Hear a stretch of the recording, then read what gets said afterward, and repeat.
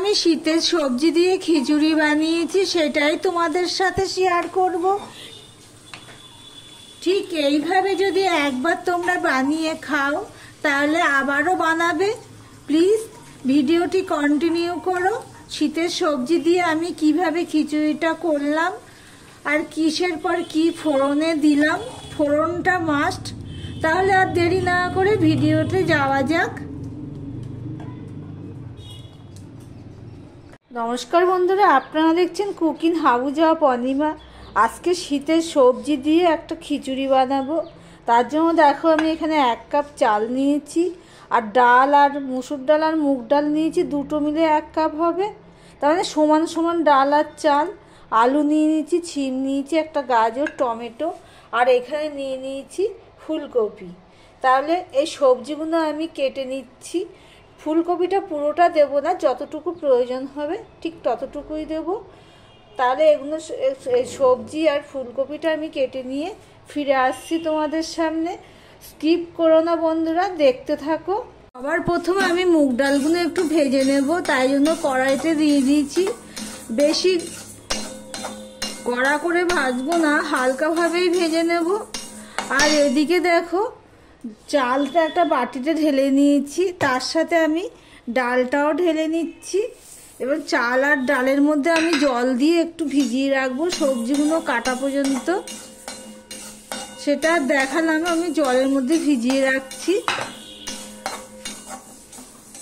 এই দেখো বন্ধুরা, মুগ ডালটা আমি ঠিক এইভাবে ভেজে নিয়েছি। একটু গন্ধ বেরোতেই আমি গ্যাসটা অফ করে দিলাম।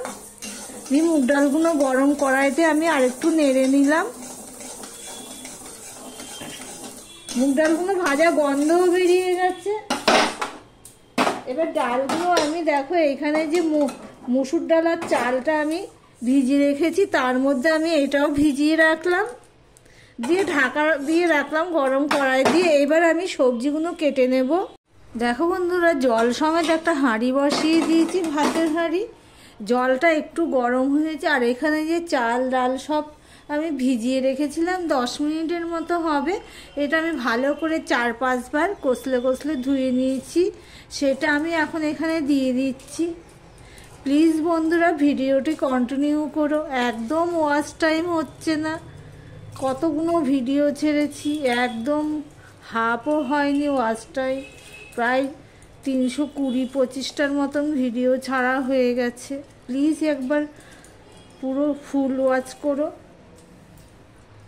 এবার আমি এটা হতে দেব, একটুখানি ঢাকনাটা আলগা করেই হতে দিচ্ছি।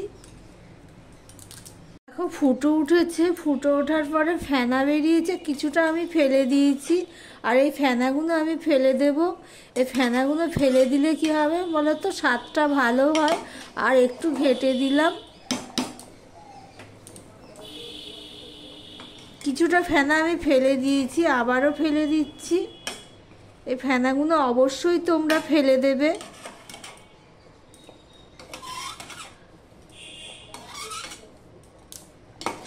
দেখো বন্ধুরা, এদিকে একটা কড়াই বসিয়ে দিয়েছি, আর ডাল চালটা এখানে প্রায় অর্ধেকটা ফুটে গেছে, আমি এখানে নিয়ে নিয়েছি। দেখো প্রায় অর্ধেকটা মতন ফুটে গেছে। আর এদিকে দেখো একটা কড়াই বসিয়ে দিয়েছি, কড়াইটা গরম হয়ে গেলে দিয়ে দিলাম সাদা তেল।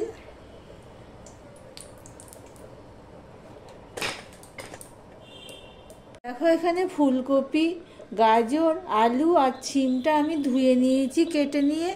এবার সবার প্রথমে আমি ফুলকপিগুলো ভেজে নেব।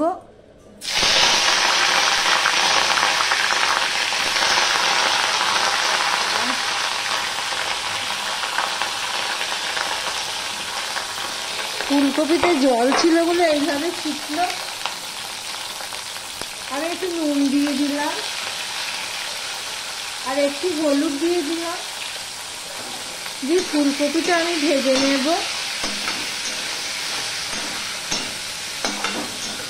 দেখো বন্ধুরা, ফুলকপিটা লাল লাল হয়ে ভেজে নিয়েছি। এবার আমি এটা একটা থালায় তুলে নেব। দেখো এখানে যে গাজর আর আলুটা নিয়েছি সেটা আমি দিয়ে দিলাম।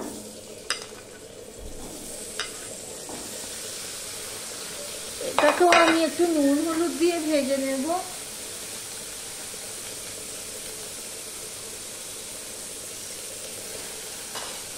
দেখো নুন হলুদ দিয়ে আমি ভেজে নিচ্ছি। আর এইদিকে দেখো আমি আরো কি কি কেটে নিয়েছি। এখানে কাঁচা লঙ্কা নিয়ে নিয়েছি, রসুন নিয়ে নিয়েছি, পেঁয়াজ কুচিয়ে নিয়েছি, ধনেপাতা নিয়েছি, আর নিয়ে নিয়েছি টমেটো কেটে। বন্ধুরা এখানে আমার চাল ডালটা সিদ্ধ হয়ে গেছে। এবার আমি এখানে হলুদ দিয়ে দিলাম, ধনের গুঁড়ো দিয়ে দিলাম 1 চামচ, এটা আমার ছোট চামচ। জিরের গুঁড়ো দিয়ে দিলাম 1 চামচ, ধনে জিরের গুঁড়ো দিলাম 1 চামচ করে। আর অল্প একটুখানি গুঁড়ো লঙ্কা দিয়ে দিলাম।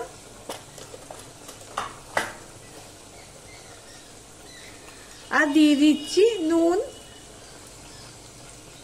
2 চামচের মতন নুন দিলাম, কেননা ওখানে আমি সবজি ভেজেছি সেখানে আমি নুন দিয়েছি। এটা সম্পূর্ণটা আমি মিশিয়ে নিলাম ভালো করে। ওদিকে আলু গাজরটা আমার ভাজা হচ্ছে।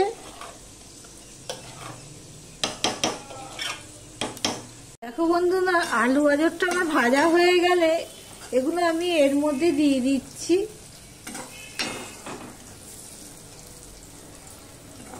খিচুড়ির মধ্যে আমি সব দিয়ে দিচ্ছি, কেন আলু গাজরটা আর একটু সিদ্ধ হবে ভাজার মধ্যে।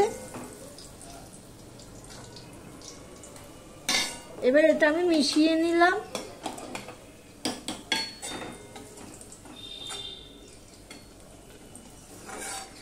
আমার ভিডিওটি যদি ভালো লেগে থাকে লাইক কমেন্ট শেয়ার করে দেবে। আর যারা ভিডিওটি দেখছো এখনো পর্যন্ত সাবস্ক্রাইব করোনি তাদেরকে অনুরোধ করছি সাবস্ক্রাইব করে কন্টিনিউ করতে। আমি মাঝে মাঝে কিন্তু এইভাবে নেড়ে দিচ্ছি, কেননা না হলে তলায় লেগে যেতে পারে সেই জন্য। আর এখানে যে ছিমগুলো আছে এবার এই ছিমগুলো আমি ভেজে নেব।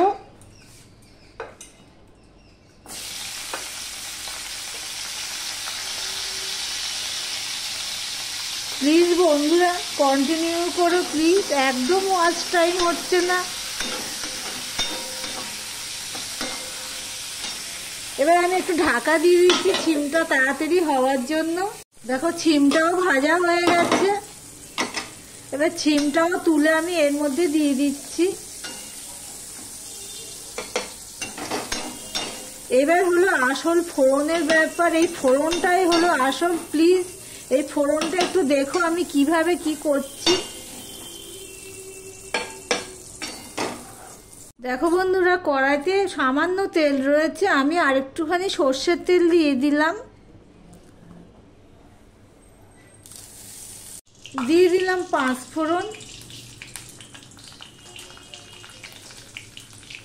আর তেজপাতা দিয়ে দিলাম।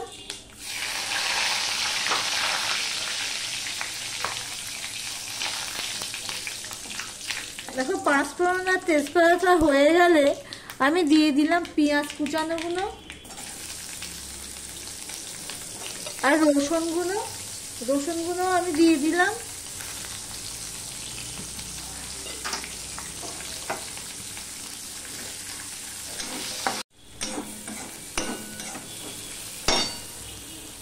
দেখো এখানে যে ফুলকপিটা ভেজে রেখেছি সেটা দেখানো হয়নি, সেটা আমি এই হাঁড়ির মধ্যে দিয়ে দিচ্ছি।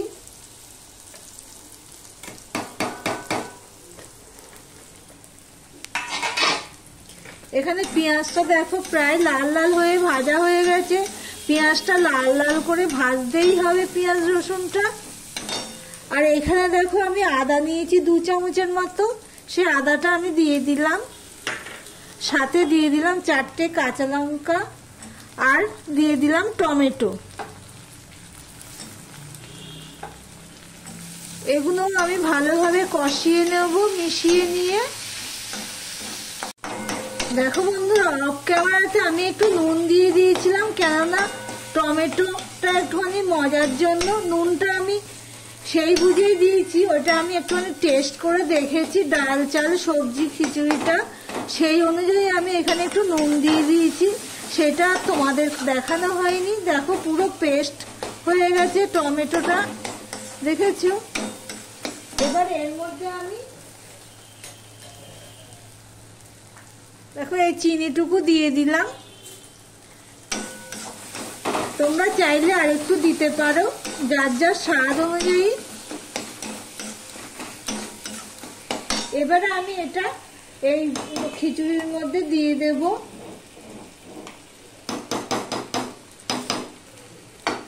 দেখো পেস্টটা রেডি হয়ে গেছে। এবার আমি গ্যাসটা অফ করে দিচ্ছি, দিয়ে ওখানে যে আমার ডালের চাল সিদ্ধ হয়ে গেছে ওখানে আমি দিয়ে দেব, সেটা তোমাদেরকে দেখাচ্ছি, দাঁড়াও। এখানে আলু ফুলকপি সবই ভালো করে রান্না হয়ে গেছে।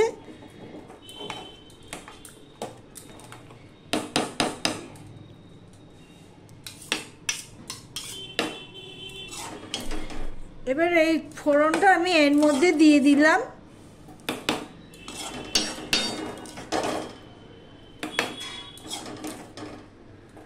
ফোড়নটা দিয়ে সম্পূর্ণটা আমি ভালো করে মিশিয়ে নিচ্ছি। বন্ধুরা প্লিজ ভিডিওটি দেখে সাবস্ক্রাইবটা করে দিও। সম্পূর্ণটা আমি মিশিয়ে নিলাম। এবার এর মধ্যে আমি দিয়ে দিচ্ছি ধনেপাতাটুকু।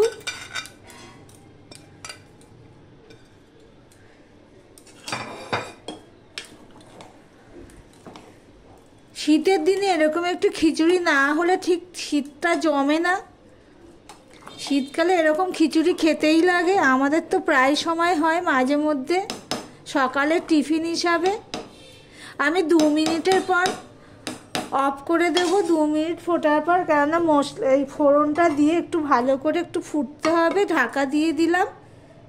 দেখো বন্ধুরা 2 মিনিট আমি ফুটিয়ে নিয়েছি, সার্ভ করার জন্য রেডি হয়ে গেছে। আমি গ্যাসটাও অফ করে দিয়েছি। প্লিজ আমি যেইভাবে ফোড়নটা দিলাম ঠিক সেইভাবে তোমরা যদি পরপর দিয়ে করে বানিয়ে খাও তাহলে বুঝবে যে কেমন স্বাদ হয়।